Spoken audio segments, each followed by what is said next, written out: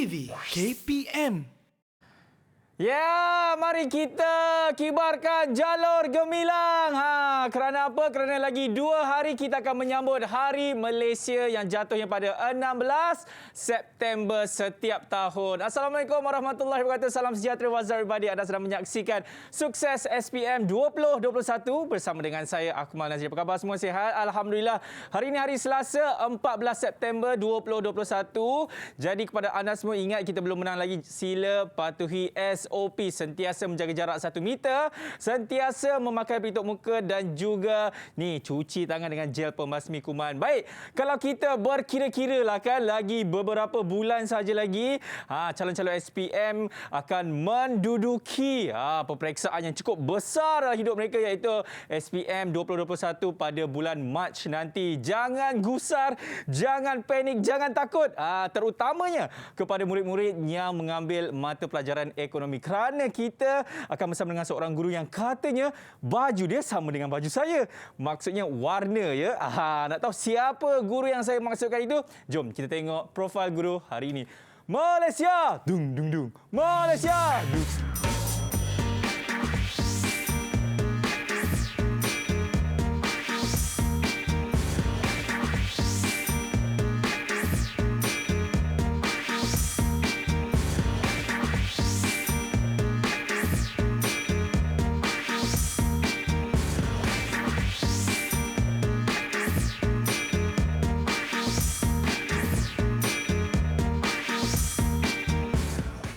Hidup biarlah bermakna.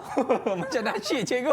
Ya, itu dia moto daripada cikgu kita, Cikgu Zainab. Assalamualaikum, cikgu.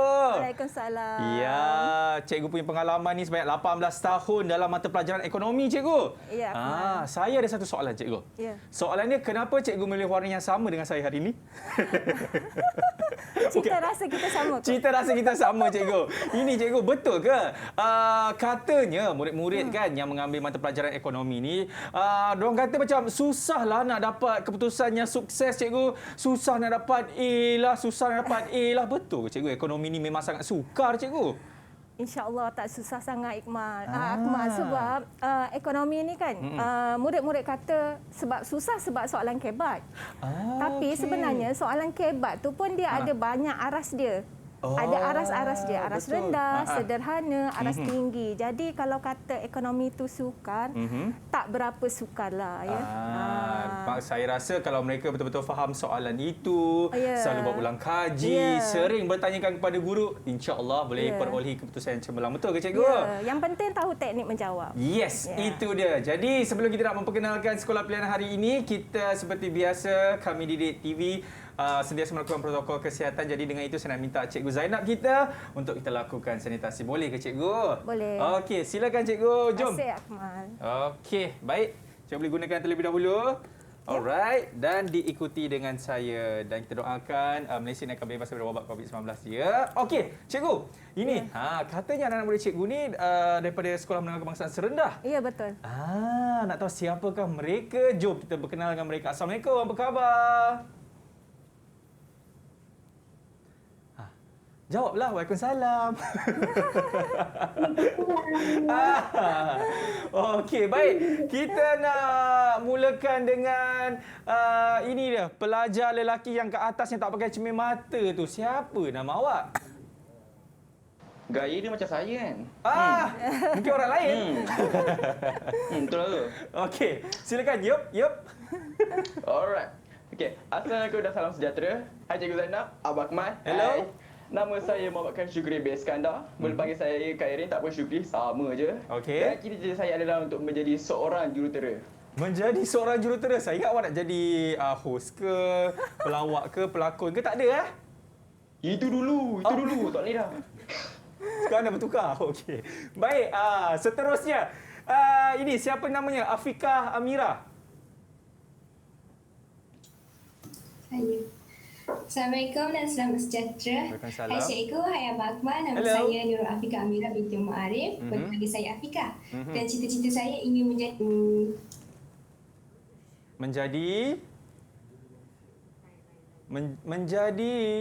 seorang guru. Oh, guru. Lain dia tak? Ya, saya ingat dia masih berfikir-fikir lagi. Menjadi... Itu dia. Okey, ini Ainun. Betul ke nama awak Ainun? Betul. Okey, silakan. Assalamualaikum dan selamat sejahtera. Hai cikgu, hai Abang Akmal. Hello. Nama saya Ainun Marzia binti Azizi. Boleh panggil Ainun. Cita-cita saya ingin menjadi seorang akaunten. Terbaik Ainun. Okey, seterusnya nama yang diberikan adalah Siti. Silakan Siti. Siti, tengah buat lagu ke? Siti, okey tak apa, mungkin Siti punya line Faidli. okey. Silakan. Nama saya Siti Nur Syazina Syuhada binti Muhammad Faidli. Boleh panggil saya Mina. Cita-cita saya ingin menjadi seorang akaunten. Akaunten juga terbaik. Okey, seterusnya Fina. Assalamualaikum dan salam sejahtera. Hai cikgu, hai Abang Akmal. Hello. Nama saya Sindra Kamida Baby Kasiato. Boleh panggil saya Fina. Cita-cita saya ingin menjadi jururawat. Jururawat. Terbaik Fina. Terakhir sekali. Siapa nama abang ni? Saya? Ya. Saya lah kan? Saya lah sekali? Okey. Assalamualaikum dan selamat sejahtera. Hai cikgu, hai Abang Akmal. Nama Hello. saya Nasruddin Kamal bin Zahri Kamal. Boleh panggil saya Nas ataupun Nash kalau nak. Dan cita-cita saya adalah menjadi seorang arkitek. Arkitek. Tapi awak pejam mata tu macam masih lagi berkira-kira Nash. Okey, baik. Kita dah pun bersama dengan murid-murid kita yang cukup ceria dan cukup hebat ni daripada SMK Serendah. Tapi kita nak berhenti rehat dulu. Selepas ini kita akan mulakan kelas kita bersama dengan Cikgu Zainab dalam mata pelajaran ekonomi. Semuanya selepas ini. Didik TV KPM.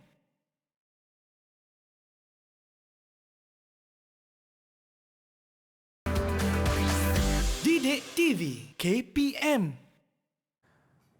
Baik, masih lagi menyaksikan Sukses SPM 2021. Sebelum kita nak mulakan kita punya kelas ni, saya nak tanya dulu murid-murid kita daripada SMK Serendah, pandangan mereka mengenai mata pelajaran ekonomi. Senang ke? Susah ke? Jadi saya nak tanya terlebih dahulu kepada ni, Ainun Marzia. Ainun, apa pendapat awak tentang mata pelajaran ekonomi ni?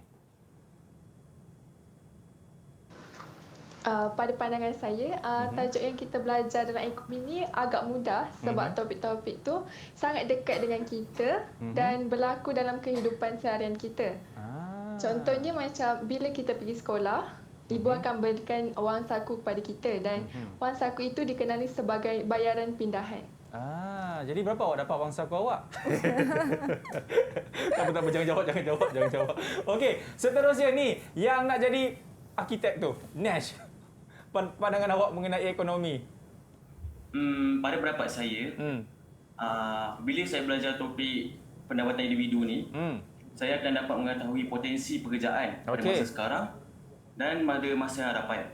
Jadi ini akan membantu saya untuk memilih khusus yang saya boleh ambil selepas tamat SPM nanti insya-Allah. InsyaAllah. Dan terakhir sekali kalau Syukri pula, awak rasa ekonomi ni ada membantu awak dalam kehidupan seharian awak, kehidupan seharian awak ni, Syukri?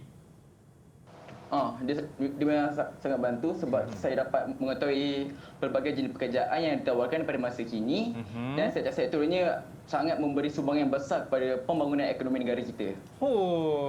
Itu dia ahli parlimen Serendah cikgu Khairul Syukri. Okey, itu kita dah dengar pandangan daripada murid-murid kita daripada SMK Serendah dan rata-ratanya semua memberikan komen yang positif dan saya pasti ramai murid-murid di rumah dah tak sabar dah nak mulakan kelas kita. Jadi tanpa membuang masa, Cikgu Zainab dah bersedia. Baik, kita mulakan. Bismillahirrahmanirrahim. Silakan cikgu. Okey, bismillahirrahmanirrahim. Yap. Baik, ini adalah standard pembelajaran yang kita nak capai. Okey. Yang pertama, mengklasifikasikan jenis-jenis pekerjaan mengikut sektor ekonomi. Yang kedua, menjelaskan kepentingan setiap sektor ekonomi dari segi jenis pekerjaan mengikut trend di Malaysia. Okey. Dan akhir sekali, menjelaskan jenis-jenis pendapatan individu yang terdiri daripada upah, sewa, faedah, untung, dividen dan bayaran pindahan. Okey. Baik, yang ini Akmal, Ya, saya. ini adalah jenis-jenis sektor yang ada di negara kita. Okey. Jadi Akmal kena dengar ni betul-betul sebab lepas ni cikgu nak tanya soalan ni. Ya? Boleh cikgu. Okey. Baik, yang pertama ialah sektor utama. Sektor utama ni ialah kegiatan pengeluaran secara langsung daripada alam semula jadi di mana dia tidak melibatkan pemprosesan. Jadi aktiviti yang terlibat contohnya seperti pertanian, penternakan, pembalakan, pelombongan serta kuari. Ya. Yang kedua, sektor kedua di mana sektor kedua ni melibatkan pemprosesan ya. Daripada bahan mentah kepada barang separuh siap. Kalau balak tu kita proses jadi separuh siap apa Akmal? Kalau separuh siap cikgu dia macam setengah masak cikgu. Contohnya macam papan lapis, betul tak? Betul, ya. cikgu. Jadi kalau barang siap, contohnya macam jadi perabot, macam tu ya. Jadi aktivitinya terdiri daripada aktiviti perkilangan dan pembinaan. Dua je. Okey. Ya? Okey, akhir sekali ialah sektor ketiga. Sektor ketiga ni dia menyediakan kemudahan perkhidmatan sebagai sokongan kepada sektor utama dan sektor kedua. Jadi contohnya ialah hotel dan restoran, insurans dan keuangan dan perkhidmatan kerajaan. Jadi di sini cikgu juga sertakan contoh-contoh pekerjaan dalam sektor utama seperti petani, nelayan, pembalak. Contoh sektor kedua, operator pengeluaran, pengurus kilang, jurutera kilang. Sektor ketiga, guru, peguam, pegawai insurans, doktor dan banyak lagi lah. Yep. Ya. Jadi Akmal dah faham ni? Faham cikgu? Baik. Bagi Kalau saja dah soalan faham, apa-apa soalan cikgu. Kalau dah faham, cikgu nak Akmal kelaskan jenis-jenis pekerjaan mengikut sektor di Malaysia. Okey. Okey, boleh kita mula? Boleh cikgu. Okey, yang pertama penyanyi. Sektor apa? Ketiga. Wah, bagus. Okey. Kemudian pelombong bijih timah. Semestinya yang utama cikgu. Wah. Okey. Kemudian yang ketiga, Buruh binaan Nash, gelak, tergelak. Bagi tahu apa dia? Nash. Ya, saya. Main rambut lah, senyum lah, gelak. Ini apa dia kalau buruh binaan? Buruh binaan kedua? Masa telah pun tamat, bagi orang lain pula. ya betul. Kedua. Okey, terbaik Akmal, Nash. penternak ikan air tawar. Itu semestinya yang utama cikgu. Okey, bagus. Kemudian jurutera bangunan. Jurutera bangunan kedua. Okey, bagus. Kemudian pembaca berita. Ini semesti yang ketiga sama dengan penyanyi. Okey, bagus. Akhir sekali, pengacara. Pengacara utama cikgu. No. Salah. Okey, bagus. Ketiga. Baik, dah fahamlah tu kan? Faham. Baik, seterusnya kita tengok contoh soalan ya. Gambar di bawah menunjukkan satu aktiviti dalam sektor ekonomi. Ini contoh kertas satu ya, Akmal. Okey. Okey. Ada gambar kelapa sawit di sini. Kemudian penyataan manakah betul tentang sektor ekonomi tersebut? Satu, melibatkan aktiviti pemprosesan bahan mentah menjadi barang siap. Okey. Yang kedua, kegiatan pengeluaran langsung daripada alam semula jadi. Yang ketiga, memerlukan sokongan daripada sektor ketiga. Okey. Dan yang keempat, keanjalan harga penawaran adalah anjal. Jadi cikgu nak tanya anak murid cikgu boleh? Silakan cikgu. Boleh, siapa nak jawab ni? Afikah boleh jawab? Saya cikgu. Saya. Okey. Silakan. Jawapannya ialah C1 dan 3. Kerana yang nombor 1 tu melibatkan aktiviti pemprosesan bahan mentah menjadi barang siap di dalam sektor kedua. Yang keempat pula, keanjalan harga penawaran adalah tidak anjal. Anda pasti Afika? Baik, kita tengok jawapannya. Ya, betul. 2 dan 3. Jadi Akmas, untuk menjawab soalan ni, mula-mula sekali kita kena baca ni. Yang atas ni kita kena baca. Yep. Ia merupakan satu aktiviti. tekan balik tu cikgu. Satu Yang tadi tu? aktiviti. Yang tu. Okey. Okey. Jadi yang ini kita kenal pasti dulu. Ini ialah sektor apa, ya. Jadi kita dah tengok sini, ini merupakan sektor utama. Ya, kemudian kita dah tahu sektor utama. Jadi kita baca semua pernyataan ni mana yang berkaitan dengan sektor utama. Baik. Okey, pernyataan pertama dia punya kata kunci ialah bahan mentah. Menjadi barang siap. Tadi kita dah bagi tahu kan? Ya. Bahan mentah menjadi barang siap ialah sektor kedua. Ya, kemudian yang kedua kegiatan pengeluaran secara langsung daripada alam semula jadi. Sektor utama. Sektor utama. Kemudian yang ketiga, sektor utama memang memerlukan sokongan sektor ketiga. Kemudian ini merupakan keanjalan harga penawaran tidak anjal. Ya, kelapa sawit ni dia tidak anjal sebab untuk mengeluarkan tu dia memerlukan jangka masa yang panjang. Sebab tu dia tidak anjal. Jadi betul lah tu jawapannya. Tidak anjal. C ya. Okey. Seterusnya Akmal. Okey. Yang ni soalan mudah-mudah je kita bagi ni. Antara yang berikut contoh pekerjaan yang manakah tergolong dalam sektor ketiga, ya? Jadi cikgu nak minta siapa nak jawab ni? Okey, ada siapa yang volunteer? Okey. Okey, silakan Ainun. Jawapannya A, 1 dan 2. Jawapannya Kerana penyelia tapak binaan merupakan sektor kedua dan yang keempat juruteknik kilang perabot juga merupakan sektor kedua. Okey, baik Akmal, kita tengok jawapannya. Okey, jawapannya A, ya, bagus. Okey. Okey, kita tengok kaunselor sekolah ialah sektor ketiga. Akmal, betul lah kan? Yap. Okey, kemudian tukang masak hotel sektor ketiga, penyelia tapak binaan sektor kedua, juruteknik kilang perabot sektor kedua. Jadi cikgu nak tanya Akmal. Ya, saya. Dekat Malaysia ni kita banyak jurutera kan? Betul. Jurutera bekerja di pelbagai sektor. Jadi macam mana kita nak menentukan jurutera tu bekerja di sektor mana? Contohnya kita ada jurutera kilang. Betul tak? Jurutera media prima pun ada jurutera juga. Jadi bila kita nak menentukan di mana dia diletakkan sektor-sektor tu, kita lihat di mana dia bekerja. Contohnya kalau jurutera media prima, sektor ketiga. Ya? Macam tu. Jurutera kilang, sektor kedua. Baik. Okey. Seterusnya. Okey, kita pergi contoh soalan seterusnya. Baik. Maklumat di bawah berkaitan dengan jenis pendapatan individu. Pendapatan individu sama dengan upah, tambah sewa, tambah faedah, tambah dividen, tambah X, nilai yang kita tak tahu, tambah dengan bayaran pindahan. Jadi sebelum kita nak jawab ni, Akmal, cikgu nak imbas balik pelajaran yang lepas, bawah tajuk jenis-jenis pendapatan. Okey. Ya? Di mana pendapatan ni ada dua sumber, Akmal. Satu daripada sumber produktif.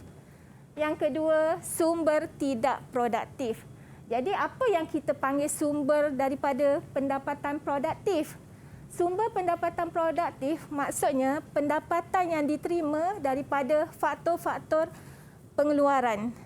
Sumber daripada pendapatan faktor pengeluaran yang menyumbangkan sesuatu dalam ekonomi. Ya? Jadi pendapatan tidak produktif ialah pendapatan yang diterima walaupun tidak memberi sumbangan dalam ekonomi. Yang ni Akmal ada berkaitan tak yang ni?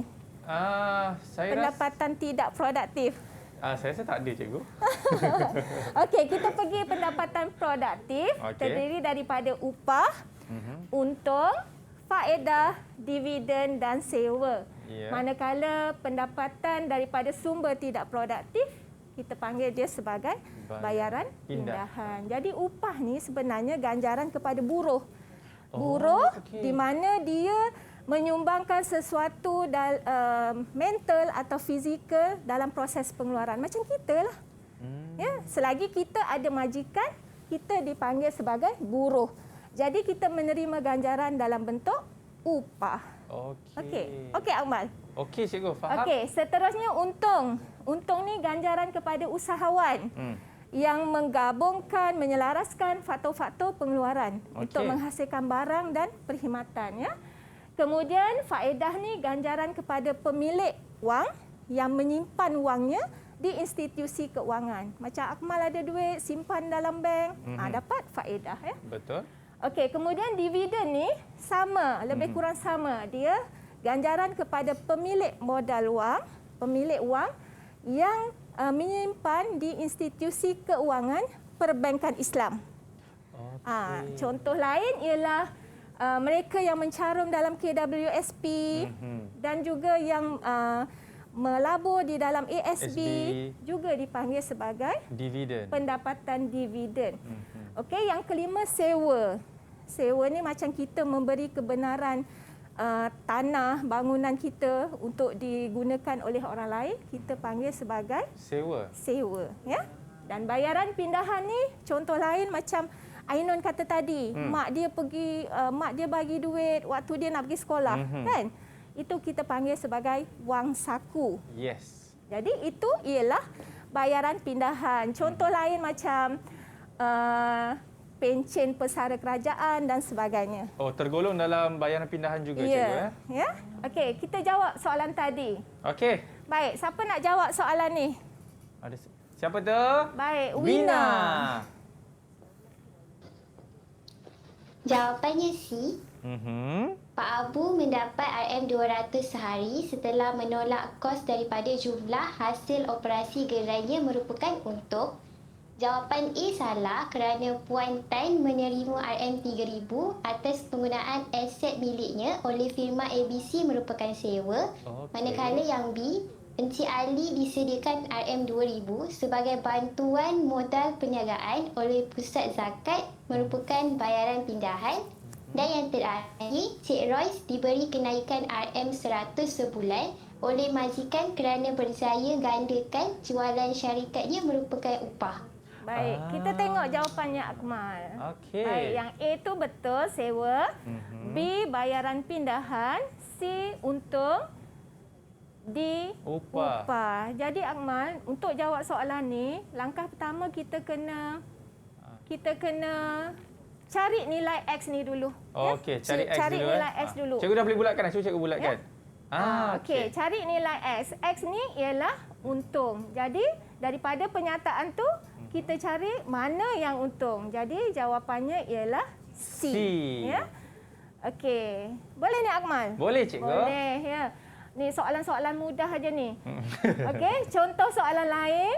Maklumat berikut berkaitan jenis pendapatan individu. Encik Fazil menyimpan sebanyak RM4500 dalam akaun simpanan di Bank Perdagangan pada 1 April 2015. Bank menetapkan kadar faedah 2.5% setahun. Berapakah faedah yang diperoleh pada 31 Disember 2015? Jadi ada pilihan jawapan kat sini, kita terus pergi macam mana kita nak menjawab soalan ni Akmal. Jadi kita gariskan mana yang penting. Ya, yang penting ialah RM4500. Itu ialah jumlah simpanan dia. Kemudian pada 1 April 2015 dia mula menyimpan kan Akmal? Betul. Okey, kemudian kadar faedah ialah 2.5% setahun. Kemudian kata kunci lain yang perlu kita gariskan ialah 31 Disember 2015. Jadi kenapa kita nak gariskan ni? Sebab itu kata kunci untuk menjawab soalan ni. Jadi kita ada rumus untuk mengira faedah. Faedah sama dengan jumlah simpanan, kita kali dengan kadar faedah, kita kali dengan tempoh simpanan. Jadi kita masukkan je Akmal. Senang kan? RM4500 kita kali dengan 2.5%, kita kali 9/12. Kenapa kita 9/12? Cuba Akmal kira. Daripada 1 April. April, Mei, Jun, Julai, Ogos, September, Oktober, November, Disember. Jadi 9. Jadi 9 bulan. Bila 9 bulan dia tak cukup setahun. Betul. Kan? Bila tak cukup setahun kita kena perkan dengan 12. Kalau setahun kita Baru cuma kita- tulis 1 tahun, 2 tahun, 2 tahun ya. Baik, jawapannya ialah RM 84.38. Jadi jawapannya tadi ialah C. Okey, dah pandai kira dah Akmal. Oh, satu kali satu. Okey, baik. Seterusnya, ni pun soalan pengiraan juga ya. Jadual 2 menunjukkan pendapatan Puan Husna pada bulan Januari 2019. Kita ada butiran dia.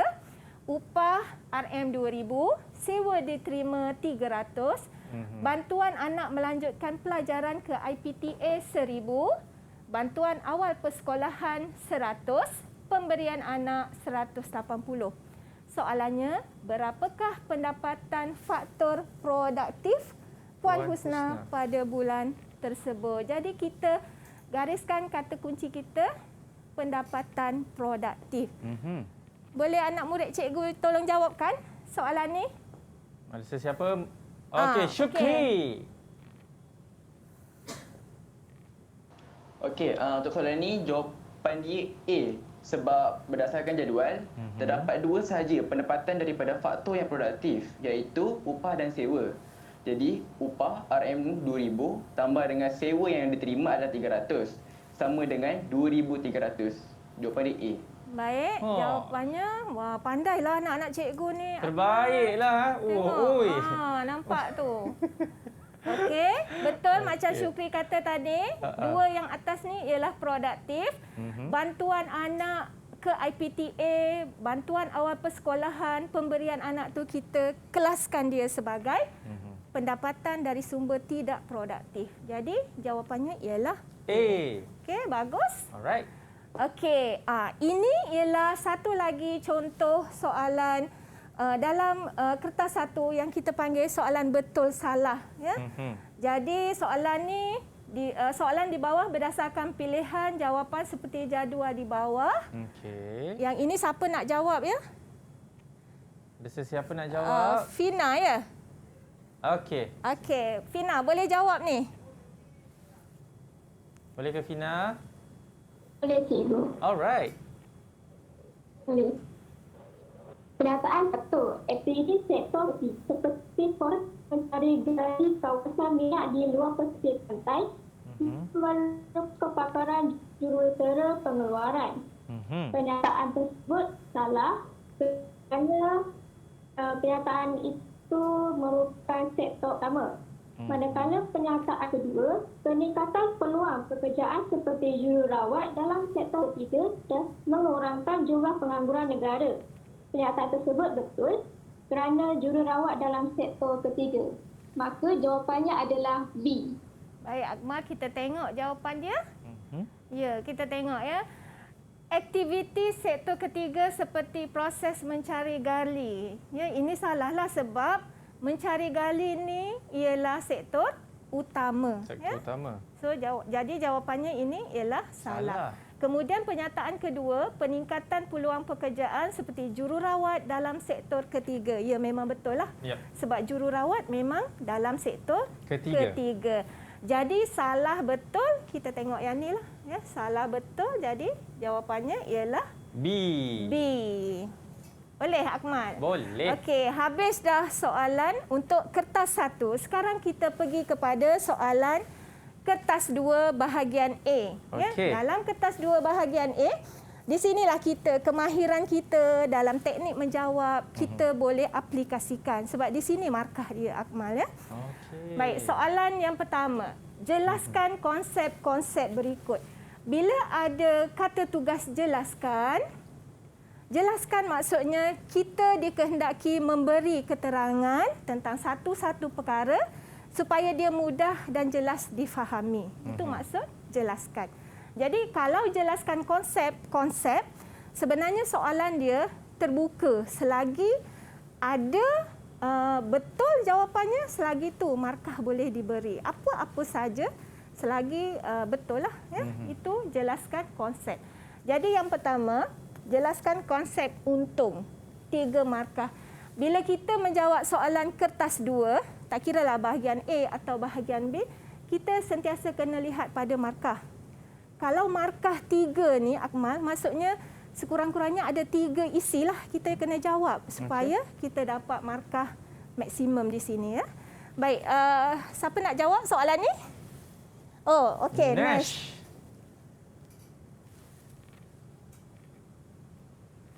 Yang pertama. Pertama, untung. Untung merupakan ganjaran yang diterima oleh usahawan. Selain itu, untung juga merupakan pendapatan faktor yang produktif. Akhir sekali, untung diperoleh dengan menolak jumlah hasil dan jumlah kos. Yang kedua, bayaran pindahan. Bayaran pindahan merupakan ganjaran yang diterima tanpa memberi sumbangan dalam proses pengeluaran. Ia juga merupakan pendapatan faktor yang tidak produktif. Contoh-contoh bayaran pindahan ialah pencen pesara kerajaan dan beasiswa. Okey. Okey, Akmal. Oh, sorry. Maaf. Seterusnya kita tengok jawapan. Okey, yang pertama, betul lah tu macam yang Nash kata tadi, ganjaran yang diterima oleh usahawan. Jadi ini ialah markah dia. Okey, kemudian merupakan pendapatan faktor yang produktif. Yep. Jadi ini dia punya markah dia lah, Akmal ya. Okey, kemudian untung diperoleh dengan menolak jumlah hasil dan jumlah kos ya. Jumlah hasil tolak jumlah kos. Jadi ini dapat markah daripada sinilah dapat markah lagi ya. Okey. Baik. Jadi 3 markah. Yang lain-lain banyaklah lagi jawapannya tapi ini yang paling mudah kita ingat ya. Straightforward. Ya. Okey, kemudian kita tengok bayaran pindahan.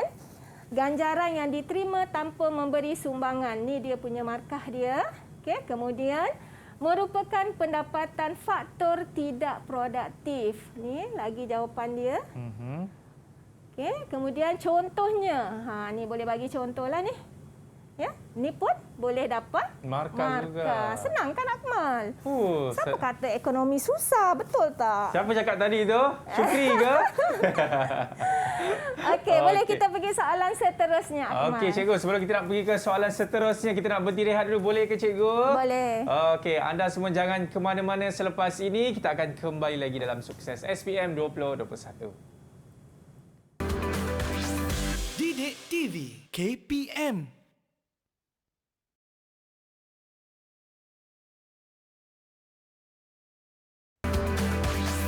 Didik TV KPM. Baik, masih lagi menyaksikan Sukses SPM 2021 bersama dengan saya Akmal Nazri dan juga Cikgu Zainab kita. Cikgu, are you okay? Itu je. Okey, sekarang kita nak pergi ke soalan 1B. Betul cikgu Ya, 1B. Kita Okey, nak silakan. menghitung Akmal. Okey, di bawah ni jadual di bawah menunjukkan upah wang ya, upah wang. Dan harga 2 jenis barang pada tahun 2017 dan 2019. Jadi Akmal dekat sini upah wang. Upah wang tu Akmal maksudnya ialah upah yang dinyatakan dalam sebutan RM dan sen. Contohnya katalah pendapatan cikgu. Pendapatan cikgu lah. 10,000. 1,000 ya. Pendapatan cikgu 1,000. Ya, itu ialah upah wang ya. Okey. Sekarang kita ada harga barang, barang A dan barang B. Kita tengok soalan dia. Hitungkan. Akmal, kata tugas dia ialah hitungkan. Baik. Jadi kalau kata tugas hitungkan, yang pertama kita kena tulis rumus. Rumus tu tahu kan? Apa kan? Rumus. Okey. Kemudian mesti ada jalan kerja dia. Okey. Dan akhir sekali mesti ada jawapan akhir dia ya. 3 benda ni kena ada supaya kita mendapat markah yang penuh lah ya. Okey, yang pertama harga purata pada tahun 2017 2 markah. Upah benar pada tahun 2019 3 markah ya. Jadi soalan yang nombor 1 tu, harga purata, macam mana kita mengira harga purata? Barang A kita tambah dengan barang B, kita bahagi 2 Akmal. Ya, sebab dalam soalan tu barang A, barang B, kadang-kadang dia gunakan harga gula, harga garam dan sebagainya. Jadi berapa kuantiti barang tu kita bahagikan. Kalau ada 3, kita bahagi 3. Kalau ada 2, kita bahagi 2. Jadi RM 100 kita tambah dengan RM300, kita bahagi 2, kita dapat RM200. Ya. Baik, jawapan untuk soalan yang kedua. Mula-mula kita kena kira harga purata barang untuk tahun 2019. Ya. Barang A RM160, kita tambah dengan barang B RM400, kita bahagi dengan 2. Jadi jawapannya RM280. Jadi sekarang kita nak kira upah benar. Upah benar ni, Akmal, maksudnya ialah kuantiti barang yang kita boleh beli dengan upah wang kita. Macam tu. Katalah tadi gaji kita 1,000. Okey. Katalah harga tu 50. 1,000 bagi 50 dapat berapa, Akmal? Semestinya itu jawapan dia kat situ. Bukan. Baik, kalau kita tengok soalan tadi, upah wang kita ialah RM5,000. Ya. Jadi kita bahagikan dengan 280 kan? Dapat jawapannya, sebenarnya jawapannya ialah 17.86. Tetapi untuk mengira upah benar, kita bulatkan dia. Ya, kita bulatkan menjadi 18 unit. Ya, dia punya belakang ni mesti unit, bukan RM. Sebab dia ialah kuantiti barang. Jadi dia ialah unit. Ya, boleh, Akmal? Boleh, Cikgu. Senang je kan Molek, soalan Cikgu, tu. molek. Kan? Baik, seterusnya. Jadi Ahmad, cikgu nak tanya, maksudnya kalau pendapatan kita meningkat, Okey. katalah upah wang kita meningkat, adakah ini bermakna upah benar kita meningkat? Boleh ke jadi macam tu? Saya rasa ya, Cikgu. Mungkin ya, mungkin tidak. Jadi jawapannya belum semestinya. Kita kena tengok kalau upah wang kita meningkat, kita kena tengok harga purata barang. Kalau upah wang kita meningkat lebih kecil peratusannya berbanding dengan kenaikan harga purata barang tu lebih banyak, jadi ini menyebabkan upah benar kita pun sikit. Bergantung kepada harga purata barang. Maksudnya macam tu, ya. Okey, seterusnya. Soalan ni. Gambar di bawah berkaitan dengan sektor dalam ekonomi. Gambar A, petani. Gambar B, operator pengeluaran. Soalan A, kenal pasti sektor ekonomi pada gambar A dan gambar B. Ya, 2 markah. Kemudian yang kedua, bezakan kedua-dua sektor yang dinyatakan di A1. Ya? Boleh jawab ni, Akmal? Boleh. Yang gambar A itu utama, Cikgu. Gambar B itu kedua. Pandai. Kan? Bagus, bagus. Jadi yang kedua ni cikgu nak tanya Afikah. Siapa? Afika? Mana Afika? Afikah. Okey, Afika. Silakan. Gambar A melibatkan pengeluaran secara langsung daripada alam semula jadi. Gambar B melibatkan aktiviti pemprosesan. Gambar A tidak mengubah bentuk asal barang. Gambar B, bahan mentah berubah menjadi barang siap atau separuh siap. Gambar A terdiri daripada aktiviti pertanian, peternakan, perikanan, perlombongan dan kuari perhutanan. Gambar B terdiri daripada aktiviti perkilangan dan pembinaan. Itu dia. Akbar, kita kena ingat tau, bila kita jawab soalan bahagian A untuk kertas 2 sama. Kita kena baca semua, Akmal. Kita jangan tinggalkan walau satu pun arahan ke apa ke dalam soalan. Contohnya macam ni. Gambar di bawah berkaitan dengan sektor dalam ekonomi. Maksudnya, dia memberi petunjuk kepada kita apa jawapan kita. Dia memberi kita panduan. Apa jawapan kita yang akan kita jawab nanti. Ya. Okey, baik. Bila kita menjawab soalan bezakan, ya, bezakan. Bezakan ni kita boleh jawab dalam 2 bentuk lah. Sama ada kita jawab dalam jadual, dalam bentuk kan? jadual. Ya. Dalam bentuk jadual macam ni kita senang sikit. Betul. Sebab bila dalam bentuk jadual kita boleh membezakan dalam ruang lingkup yang sama. Ya. Contohnya macam ni lah, kita Gambar A melibatkan pengeluaran secara langsung dari alam semula jadi. Yang gambar B melibatkan aktiviti pemprosesan, atau kat sini kita boleh jawab tidak melibatkan aktiviti pemprosesan pun boleh juga ya. Kemudian tidak mengubah bentuk asal barang. Maksudnya kalau dia keluarkan balak tu memang kayu balak lah yang dia keluarkan. Maksudnya dia belum proses lagi.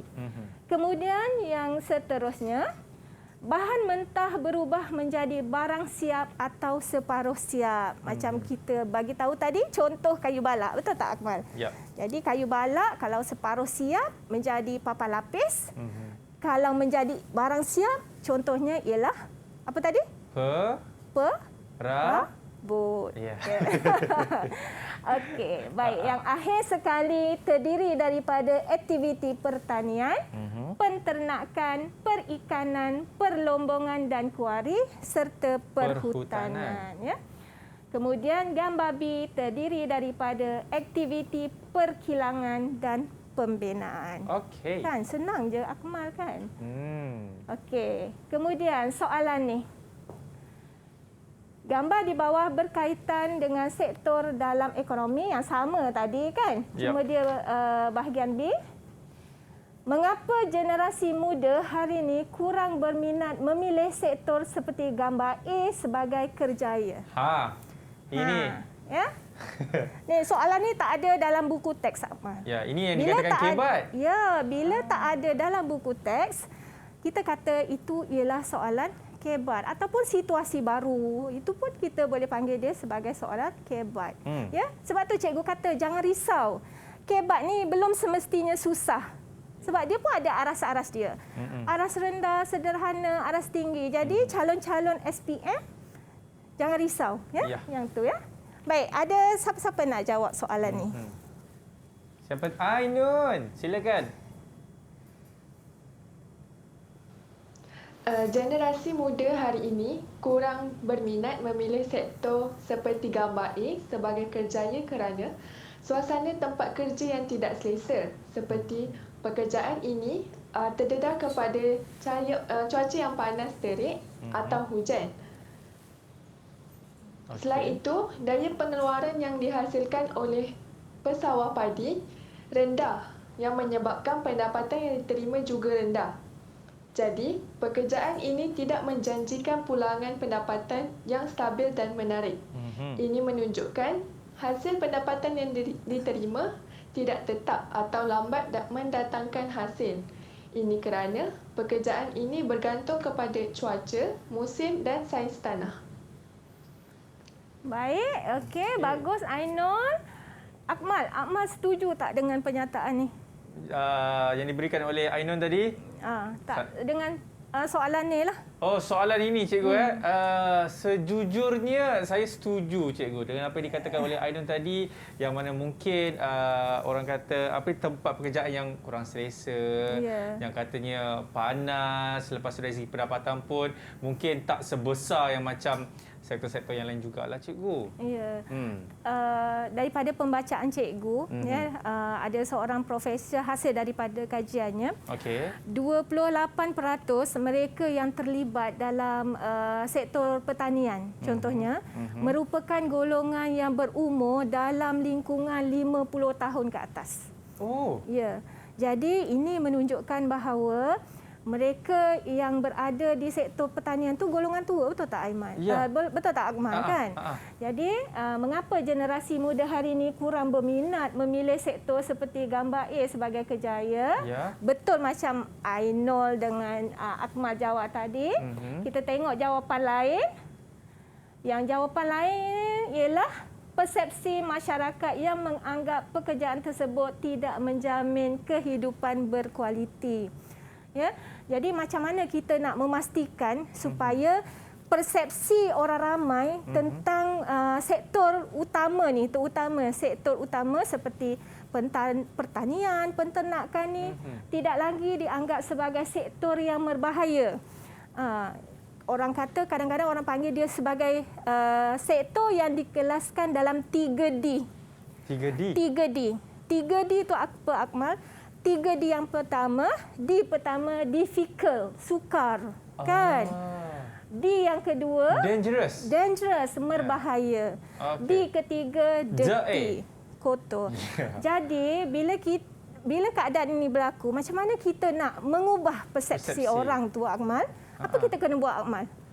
Jadi banyaklah teknologi moden dalam sektor-sektor pertanian telah dilaksanakan oleh kerajaan kan. Jadi kalau kita tengok sekarang ni, bila berlakunya industri revolusi 4.0 dan sebagainya tu, banyaklah usaha-usaha ke arah memperkasakan semula sektor pertanian kan. Kan sekarang kita tengok kerajaan banyak buat program untuk memajukan semula sektor pertanian sebab sektor pertanian ini merupakan sumber bekalan makanan kepada rakyat Malaysia. Jadi sekurang-kurangnya di situ negara kita tak terlalu bergantung kepada import makanan daripada luar negara ya.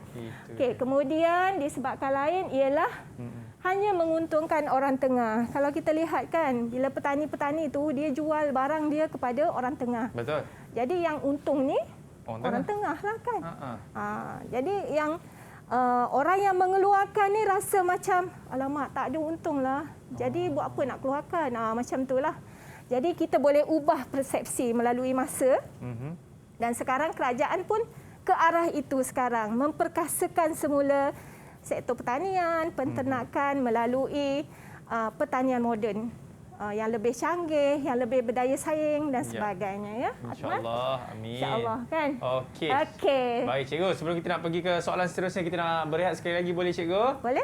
Okey, kepada anda semua jangan ke mana-mana selepas ini. Kita akan kembali lagi dalam Sukses SPM 2021. Didik TV KPM.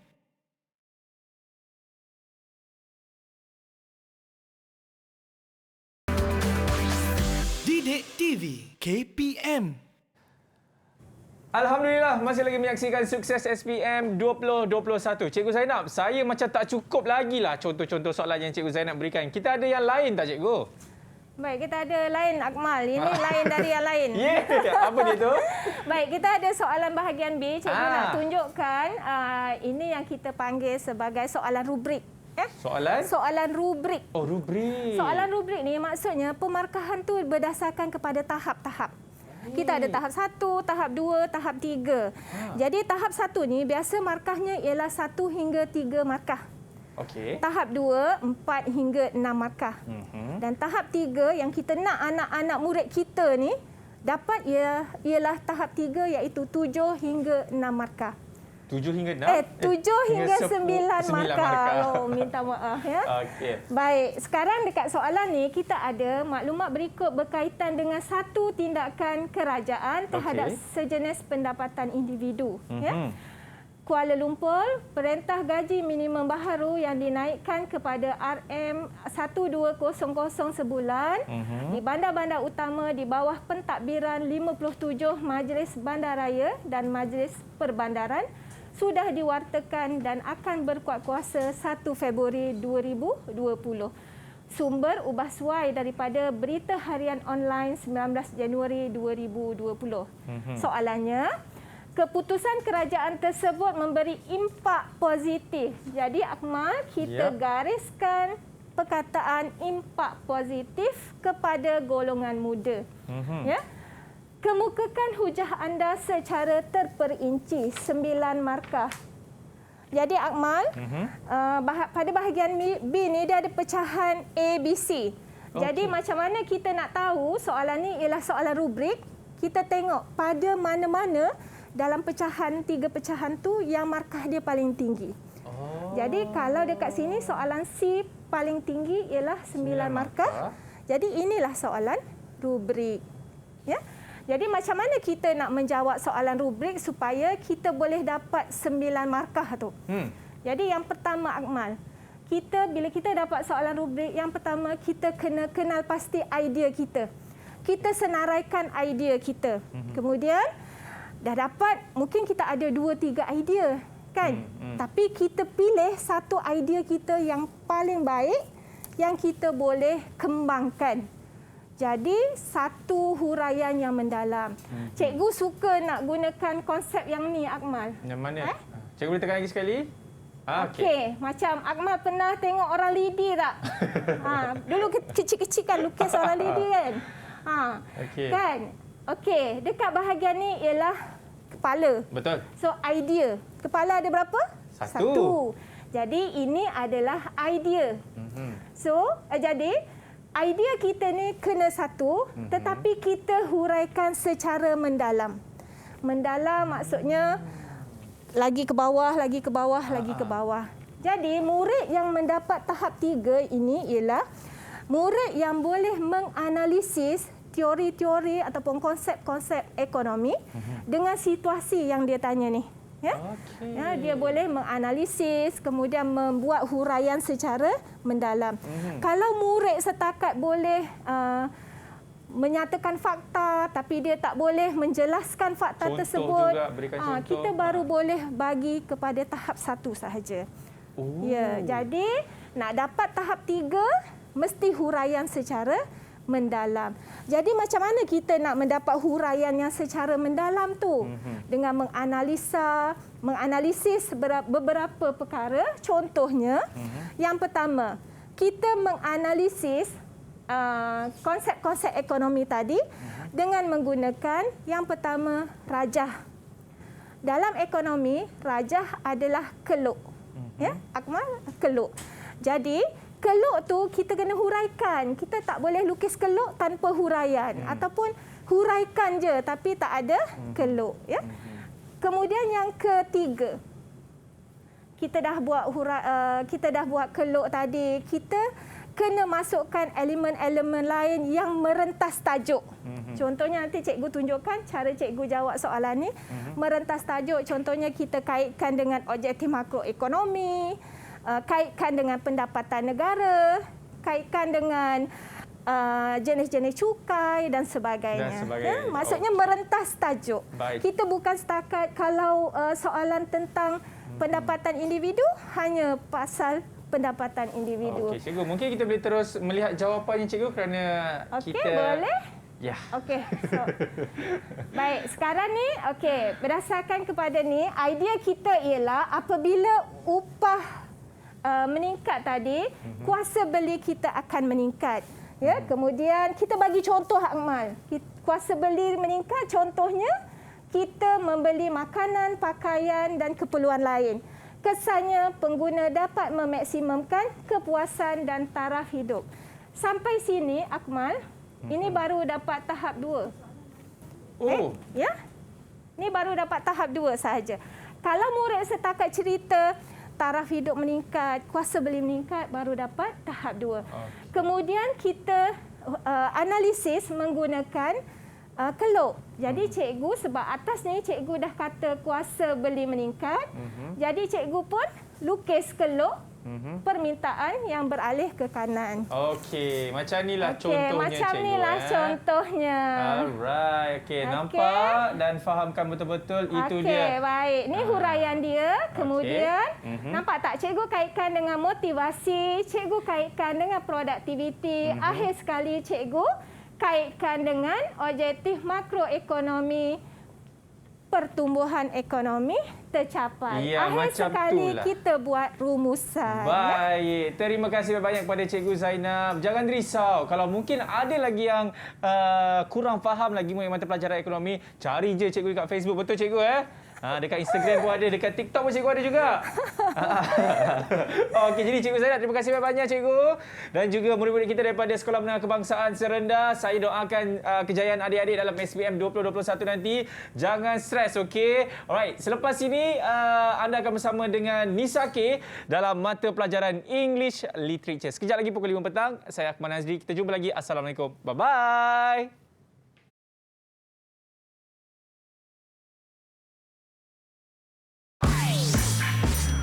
Didik TV KPM